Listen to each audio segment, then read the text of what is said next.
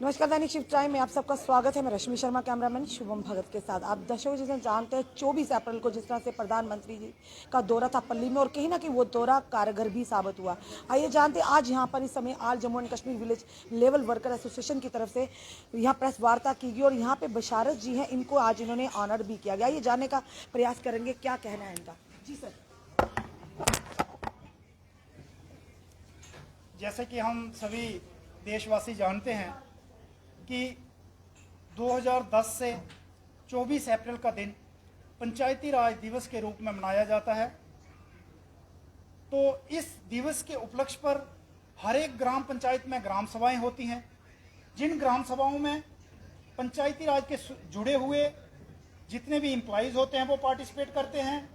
जितने भी उन गांव के ग्रामीण होते हैं, गांव के लोग होते हैं, वो पार्टिसिपेट करते हैं। तो वो ग्राम सभा जो है वो 24 अप्रैल को कंपल्सरी मैंडेटरी है कि वो हर एक पंचायत में होनी ही होनी है, पंचायत स्तर पे।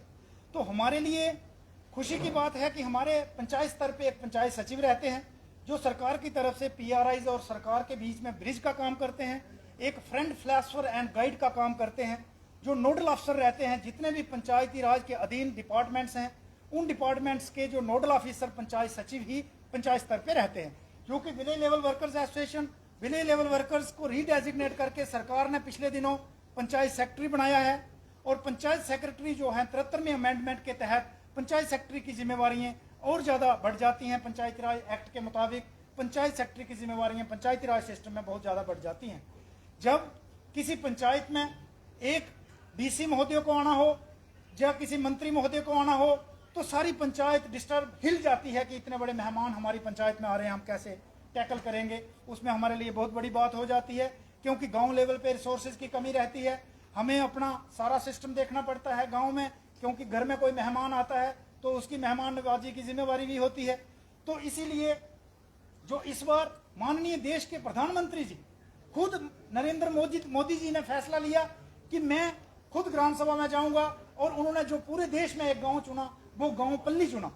तो हम उस वक्त सोच रहे थे कि किस तरीके से बिशारत अली जी जो एक छोटे से कर्मचारी, एक पंचायत सेक्रेटरी वहां पर हैं, तो इनके लिए बहुत ज्यादा ये परेशानी का सबब होगा, कैसे प्रोग्राम होगा, क्या नहीं होगा, सारी सोच थी। लेकिन ऊपर वाले की मेहरबानी से, सभी साथियों के सहयोग से, सभी स्टेट के सहयोग से, क्योंकि मेहमान जो थे वो नेशनल लेवल के मेहमान थे, तो वो एक ग्राम सभा कामयाब ग्राम सभा हुई, और पूरे देश में पल्ली गांव जो है ये उभर कर 24 अप्रैल को सामने आया जो पंचायती राज दिवस था। तो उसी उपलक्ष्य पर हमने अपनी एसोसिएशन, जो हमारी पंचायत सेक्रेटरीज की VLWs की एसोसिएशन है, उसकी तरफ से फैसला लिया कि क्यों ना अपने बिशारत अली जो वहाँ पे पंचायत सचिव है उनको हम अपनी एसोसिएशन की तरफ से सम्मानित करें। एक सवाल आपसे जरूर करना चाहेंगे कि जिस तरह से आपने अभी कहा प्रधानमंत्री के दौरे की बात करी, वही दूसरी तरफ बात करें नरेगा को लेकर काफी सवाल उठ रहे हैं कि काफी यानी कि नरेगा के माध्यम से काफी घपले हो रहे हैं। जो पैसा मिलना चाहिए आम जनता की डेवलपमेंट के लिए, ग्रामीण क्षेत्रों के डेवलपमेंट, वो वहाँ पर नहीं मिल रहा। क्या कहना चाहेंगे इस बारे में? मैम हुआ ये कि होता ये है कि पंचायत स्तर पर जो कार्यक्रम लागू होते हैं तो उसकी रूपरेखा जो है उस राज्य की सरकार तय करती है। तो सरकार दिल्ली से नरेगा में एक ऐसा पैटर्न था कि 60-40 रेशो होनी चाहिए, मतलब 40 जो है मटेरियल 40%, 100 रुपए का काम है उसमें 40% मटेरियल लगेगा, और 60 जो रुपए हैं वो लेबर के थ्रू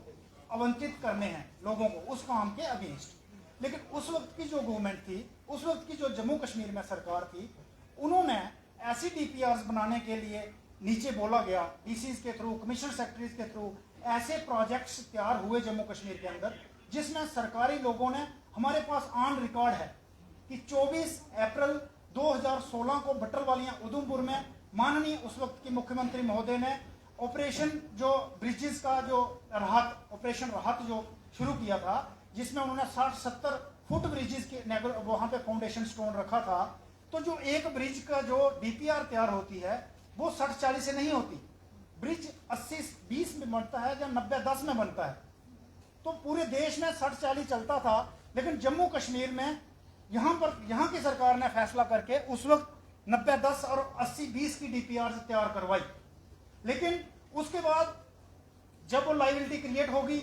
उसमें जो मटेरियल कंपोनेंट था उससे कुछ सामान भी उस वक्त की सरकारों ने खरीदा, क्योंकि अगर पंचायत सेक्रेटरी ने गलती की होती तो सामान एक ही पंचायत में आता, अगर बीडीओ ने गलती की होती तो सामान एक ही ब्लॉक में आता, अगर डायरेक्टर ने गलती की होती तो एक ही डिवीजन में आता। जब पूरे राज्य में जैसे व्हील बैरोज, ट्री गार्ड्स और पता नहीं क्या क्या सामान स्टेट के तौर पर खरीदा गया, तो वो फैसले जितने भी थे वो फैसले राज्य सरकार के थे। और उसके बाद राज्य सरकार बदल गई, स्टेट की ड्यूटी में कन्वर्ट हो गई,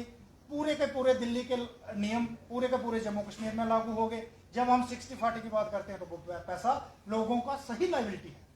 और लोगों का पैसा है, ये हमने लिखकर भी दिया है पंचायत लेवल पे, और पूरा हमारी पंचायतों से पूरा हमने ये ऑनलाइन भी मैक्सिमम हुआ है और हमने लिखकर दिया हुआ है थ्रू अपने वीडियोस, थ्रू एसीडीएस गवर्नमेंट को भेजा है कि हमारे पंचायत स्तर पे लायबिलिटी एग्जिस्ट करती है।